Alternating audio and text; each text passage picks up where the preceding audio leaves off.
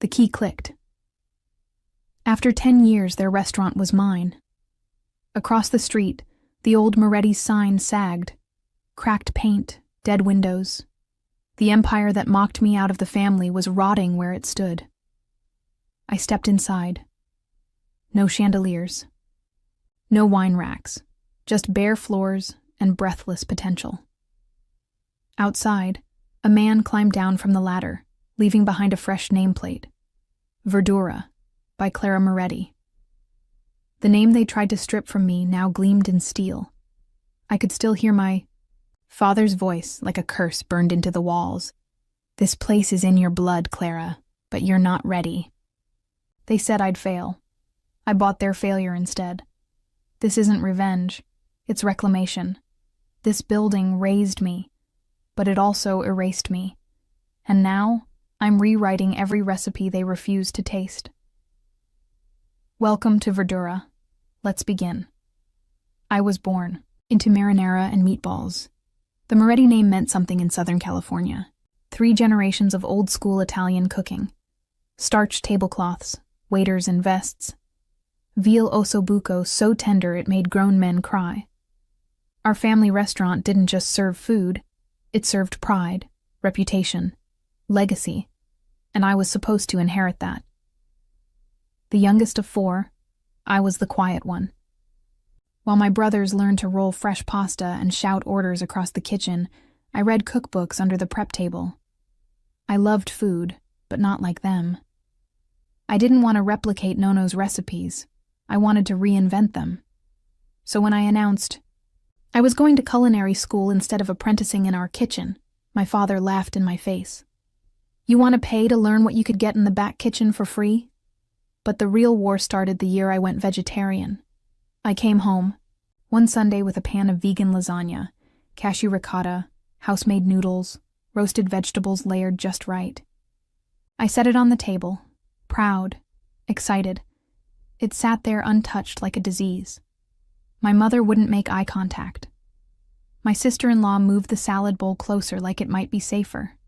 And then Marco, my oldest brother, leaned back in his chair and smirked. "You want to cook rabbit food," he said, loud enough to hush the table. "Do it on your own dime." Everyone laughed, even my dad, the same man who once said the kitchen was sacred. That moment, it carved something into me. I realized they didn't see me as a chef. Not even as family, really. Just the quirky little sister who couldn't commit to the family business and couldn't even commit to meat. I left that night and didn't come back. They called it a phase, a tantrum. My mother said I'd grow out of the tofu thing. My dad called me a traitor to the bloodline. "What's next, almond meatballs?" he scoffed. Like plant-based food was a personal insult to the family. But I wasn't chasing a trend. I was chasing something they never understood. Food that could heal people, not just impress them. They had tradition. I had vision. And while they were mocking my kale phase, I was already writing recipes that would one day put theirs out of business. They just didn't know it yet. The last time I stepped foot in Moretti's kitchen, it ended with a plate shattered against the tile and my father screaming, "If you won't honor the name, you don't get the name." It started because I said no, again, to joining the family business full-time. I'd just graduated culinary school and pitched the idea of introducing a plant-based menu alongside the traditional fare. Something modern, something for younger diners. He stared at me like I'd spit in the marinara. "We don't serve weeds in this kitchen," he barked. "You want to destroy what your grandfather built? You want to kill this place with almond cheese?" When I stood my ground, he did exactly what I knew he would. Cut me off. "No job, no family support. Let's see how long your kale empire lasts on your own." So I did the only thing I could. I went on Craigslist and bought a rusty, grease-stained, old truck for $3,500. It barely started. The paint peeled if you looked at it wrong. But I parked it near the Venice boardwalk, gave it a deep scrub, and slapped on a hand-painted sign. Verdura, plant-based Italian. No one from my family showed up on opening day. Not my mother. Not even my cousin Gina, who used to sneak my cashew mac and cheese when no one was watching. But Marco did.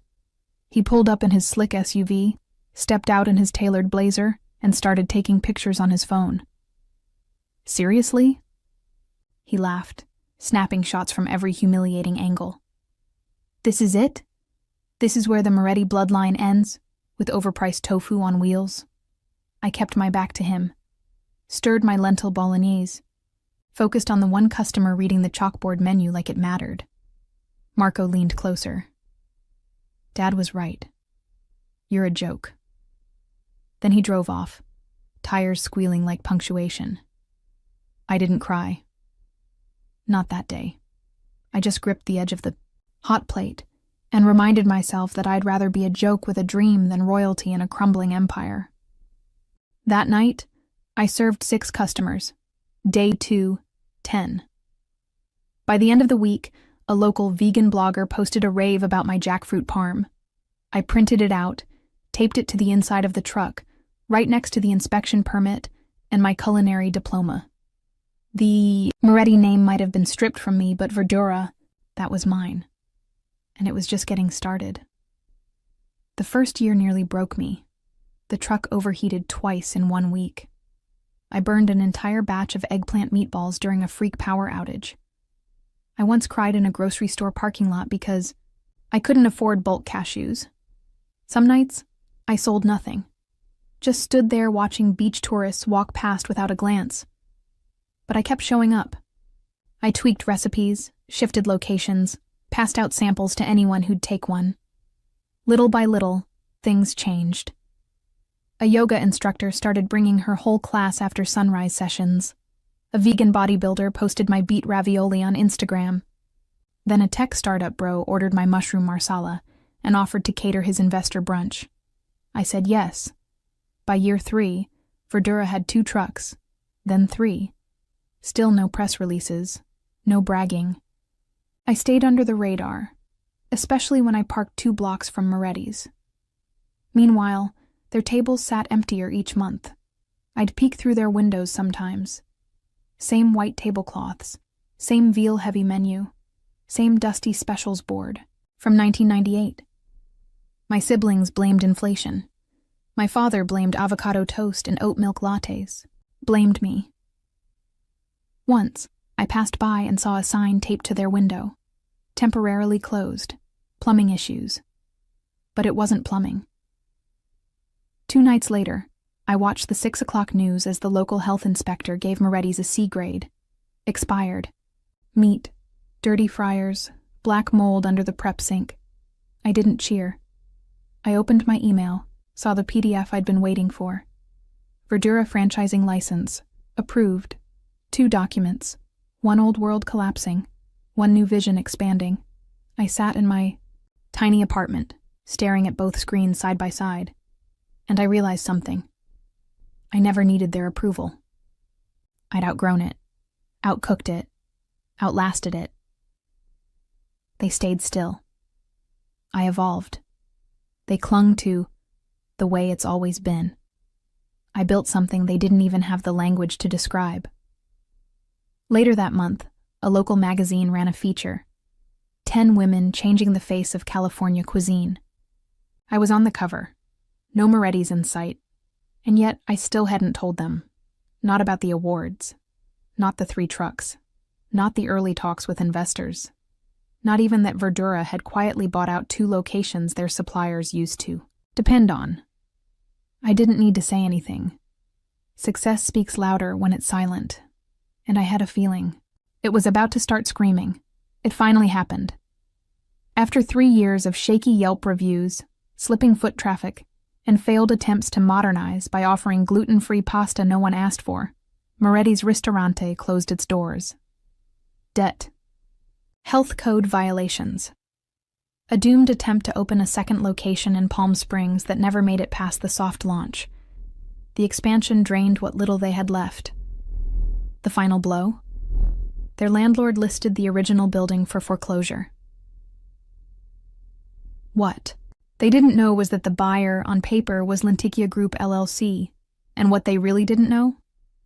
I am Lenticia Group. The ink on the lease had barely dried when an email from Marco hit my inbox. Subject: Family emergency meeting. Potential investor discussion location. Closed Moretti's dining room. Saturday, Berov 2 p.m. investor? I nearly laughed. They were scrambling. Desperate. Probably expecting some angel investor to swoop in and restore the family name. I leaned back in my chair, slid open the drawer, and pulled out the lease. Verdura would open its first brick-and-mortar location exactly where Moretti's once stood. Same address. New era. And they were about to find out. At a family meeting they thought they controlled. They didn't even know they were meeting the owner. I was done playing small. Done hiding behind the truck. The quiet success. The polite silence. They wanted a meeting? Good. I had a presentation. Franchise numbers. Market growth. Award features. Customer data. Everything they laughed at for a decade. And when I walked into that old dining room, they wouldn't see the baby sister with rabbit food. They'd see the woman who bought their legacy right out from under them, without their permission, without their help, and without their blessing. They were expecting a lifeline. I was bringing a mirror, one that showed them exactly who they were, and exactly who I'd become. This wasn't revenge. This was revelation. And I was going to make sure it landed. The place looked hollow without the tablecloths. No music, no clatter of silverware. Just bare walls and ghosted outlines where family portraits once hung. The dining room of Moretti's Ristorante, our supposed legacy, was now nothing but echo. My siblings were already seated when I walked in. Marco stood up immediately, confused. Clara? What are you doing here? I didn't answer. Just placed a black folder on the table and opened it to the first page. Verdura LLC, leaseholder agreement. There was a beat of silence. Then Olivia scoffed. This is a joke, right? You're not the investor. You can't be. I met her eyes. No joke, no investor. Just the new tenant. You bought this place? Marco's voice cracked. I nodded. Through my holding company. Quietly, legally, completely. They were unraveling in real time. You're turning it into a food truck stop? My sister-in-law sneered, as if the very idea burned her throat. I shook my head. No trucks. This is Verdura's first brick-and-mortar location. A plant-based Italian kitchen. Simple, honest, mine. This was supposed to be our second chance, Marco said, slamming his hand on the table. You knew that. And you blindsided us? No, I said quietly. I gave you 10 years to see me. You never did. Olivia folded her arms. You've been waiting for this, to rub it in. No, I said. I've been working for this. You just happened to be in the way. That shut her up. Everyone started talking at once. Accusations, deflections, what-ifs. But one person hadn't said a word. My father sat at the far end of the table, arms crossed, jaw clenched. I looked at him. Dad, you used to say this building was sacred, that it carried the family name. He didn't move. Well, you were right. It does carry a name. Mine. Slowly he stood up, walked to the door, paused, one hand on the frame. You better make something good in here, he said without turning, around. Then he left. The others followed, some in silence, some muttering things I didn't bother to absorb. I stayed behind, ran my fingers over the grain of the old table. The same one where they used to brush off my ideas like crumbs. This wasn't a takeover. It was a resurrection, not of their vision, but of mine. Verdura would rise here, and the ashes? They could keep those. The next day I invited them back. Same dining room. But this time, I was ready. They walked in slower, less confident, more cautious. I didn't greet them with champagne or apologies, just a neat stack of packets, waiting at each seat. Marco flipped his open first. Inside, every email I'd sent, over the years suggesting collaboration, joint ventures, pop-ups, menu modernization, all ignored or left unread. Then came the charts: Verdura's market growth, ROI projections, franchise interest. Numbers that would have made them rich if they hadn't laughed me out of the kitchen. Last page, a snapshot of Verdura's current valuation. Marco's face paled. Olivia's hands trembled as she flipped to the final sheet, and then I dropped. The real bomb. I reached into my bag and pulled out a framed article, slid it into the center of the table like a trophy. The headline read, "From Food Truck to Franchise, Verdura's 10-year plant-based triumph." Right beneath it was a quote from me. Sometimes success grows best in the shadows, especially when everyone's too busy looking in the wrong direction. They stared at it like it had teeth. "I didn't come here to gloat," I said. "I came to close the loop." Silence. Then my father, who had barely acknowledged my existence the day before, finally looked up. "I was wrong," he said, voice gravelly. "You didn't break from the family. You built a new one." For a second, I almost believed he meant it. I nodded. Not for him, but for me. "I've decided to keep one thing from the old menu," I said, pulling out a page from Verdura's draft menu. "Nonna's stuffed shells," Olivia blinked. "Seriously?" "Veganized, cashew ricotta, lentil bolognese. But the shape, the flavor, the comfort, that stays." Because here's the truth. I didn't hate where I came from. I just refused to let it trap me. My family didn't understand that legacy isn't what you inherit. It's what you build. I watched them process it all. The missed chances. The silent empire they never saw coming. I wasn't the failure anymore. I was the one who made it. Without them. Beyond them. And now? I was offering them a taste of what they could have had, if they'd only taken one bite when it mattered. Opening day arrived.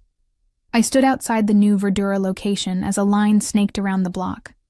Every customer was a victory, proof that my quiet hustle had paid off. Inside, a photo wall showcased my journey. Snapshots of the old truck, faded, receipts, and the early days of my dream. Each image was a testament to the grit I carried when no one else believed in me. As I prepared for the grand opening, I heard a soft knock at the door.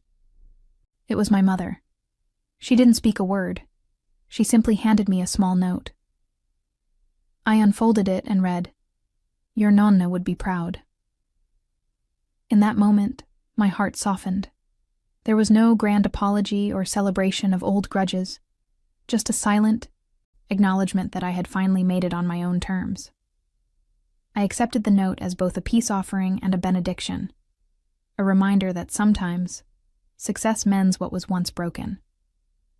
Later, I walked the kitchen floor in my crisp chef's whites, feeling every inch of confidence and calm I'd fought so hard to achieve. I reached for a single basil leaf resting on the counter, a subtle nod to the family recipes that once defined us. I brought it close, inhaled its fresh scent, and smiled.